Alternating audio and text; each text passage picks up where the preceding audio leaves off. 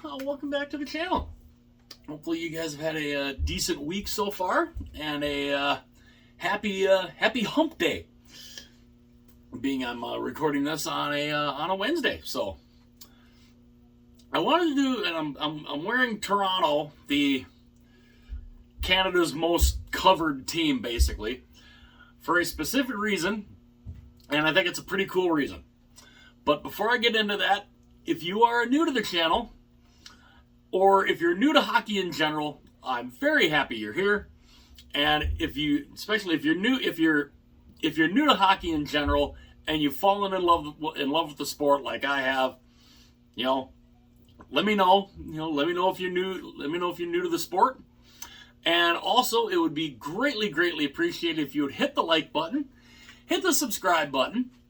Also, if you want to be notified anytime future videos are uploaded, you can tap the little bell, and it will notify you anytime a future video is uploaded. So if you watch the videos and you enjoy the content, go ahead and do that. That would be greatly appreciated. Now, I remember growing up.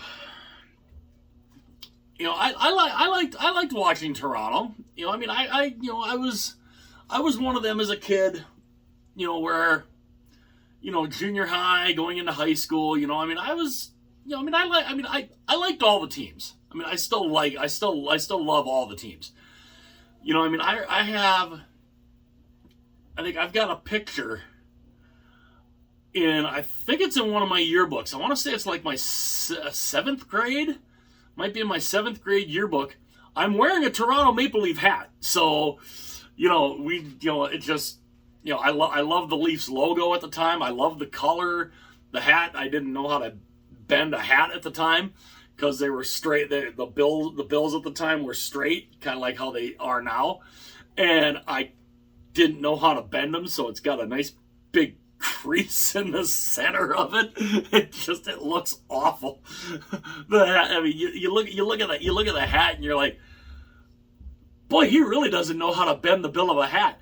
I did not at the time. But I had a Leafs hat on in one of my junior high yearbook pictures. And so I've always kind of gotten a kick out of the Leafs, and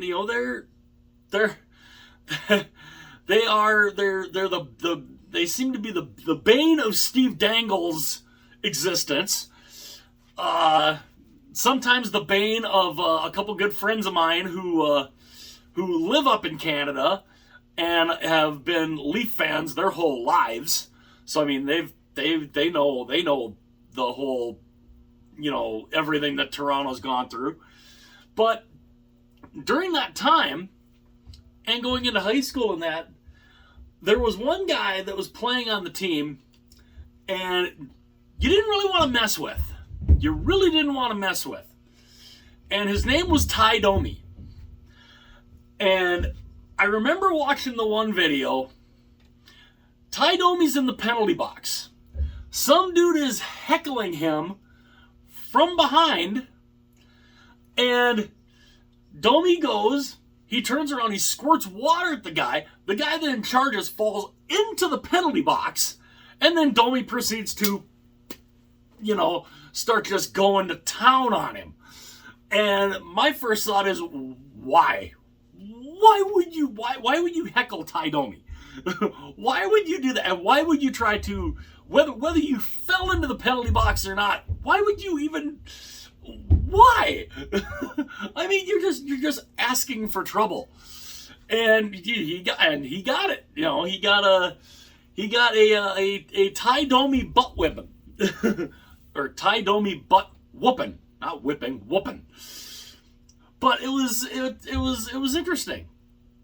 And, I remember, he was a tough dude. Just as tough could be. And we saw just recently his son, Max, just signed a 1-year deal to play for Toronto. Now, this is like his 7th team that he's been on, Max Domi. But what I find cool is not only did he sign the 1 year deal, but I mean, because there's pictures of, you know, I mean, I've seen pictures that are floating around, young Max with his dad, and there's Max wearing his youth Maple Leaf jersey, and it's the kind of thing where you're like, you know, Max Domi signing with the Leafs, it feels right. It feels right. He's playing on the same team that his dad played for. Why not? You know, I mean, why not? And he's already apparently in talks of a long-term extension. And I hope that happens. I really do. Because, I mean, I was a fan of Ty Domi. I like Ty Domi. I loved, for some reason, tough guys. The tough guys were just cool to watch. And Ty Domi he was one of those guys. And to see his son now play for the team that his dad played on, I think it's awesome. And apparently, from what because it says here, you know, Domi's had a hard time finding a consistent NHL home over the past few years. Yeah, he's been on, like, I think this makes his seventh. I think Toronto makes his seventh team. So I mean, he's bounced around, but you know, he now has a chance to do something and be something on his dad's former team. And Elliot Friedman, he says this. He said Max Domi, he wants to be a part of the team. He wants this to be his NHL home for a long time. He wants to be a Leaf. He's got the bloodlines to be a Leaf. He'll do anything to stay a Leaf. He never wants to leave here. And, you know, it's a powerful motivator, and that's a major reason he's here, and they wanted him. I mean, why wouldn't you? You know, I mean, you know, Ty Domi is still he's a Leafs legend, obviously. So I mean, yeah, why wouldn't Max want to go there? And I think it's cool. I think it's really cool that he wanted that he signed there and that he wants to be there, and he wants to be there long term. And I mean, obviously, right now you can't. I mean, I guess you could sign him to a long-term extension. It wouldn't kick in until probably next year, or maybe even the year after that. I mean, it's a 1 year deal, so he'll be a UFA again next year. So I would think you'd probably try to sign him to a long-term extension, where then it kicks in next year, when you theoretically have some more cap space. Because right now they are almost $9 million over the cap.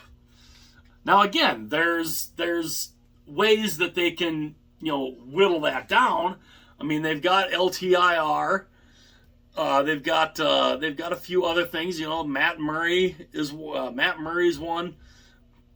I'm trying to get in here, check out their cap friendly page again here.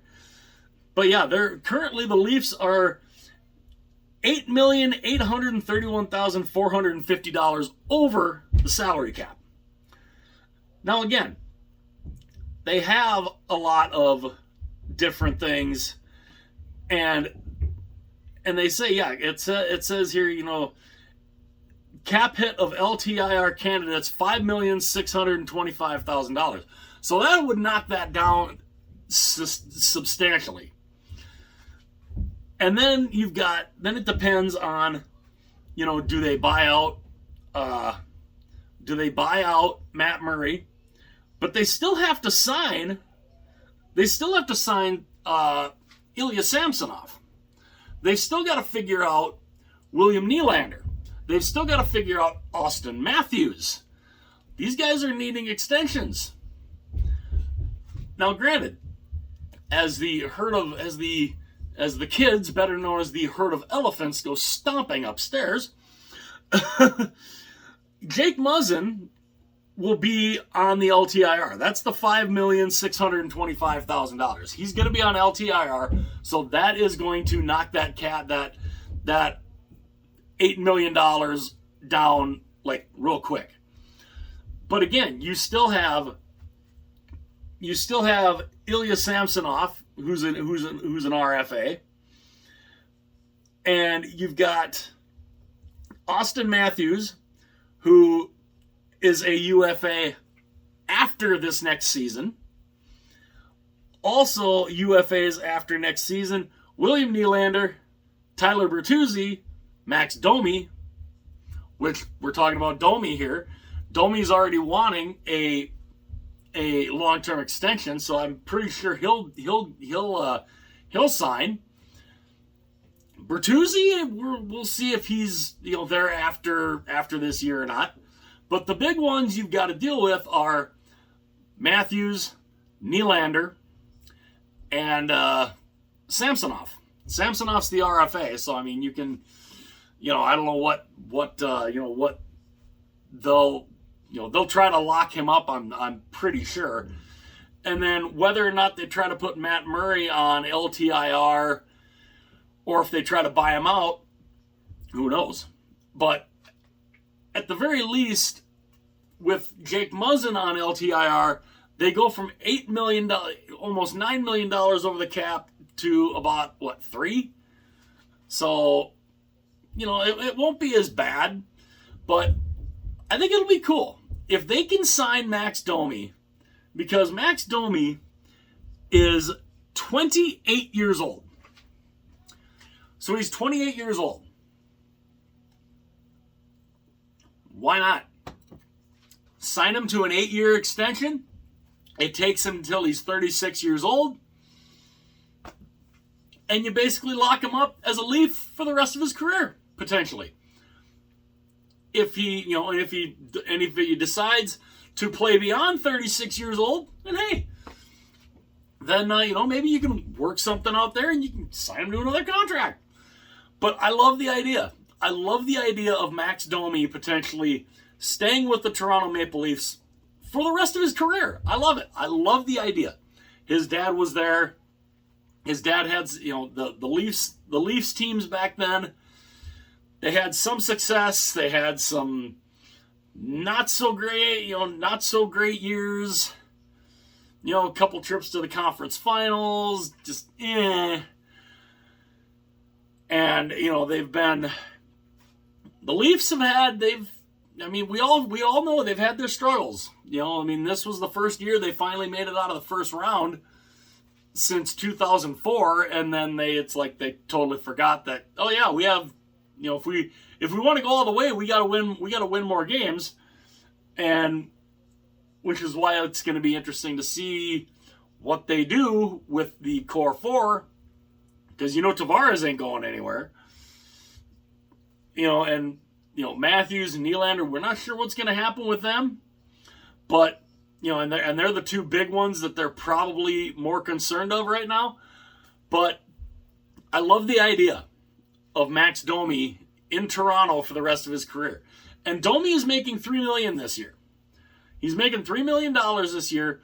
So if he has, who knows? They might not announce an extension before the season starts, because you're trying to gauge, okay, how much is he worth? He's making $3 million here. This year, is he going to want to raise? Is he going to, what kind of player is he going to be? We'll have to wait and see on that.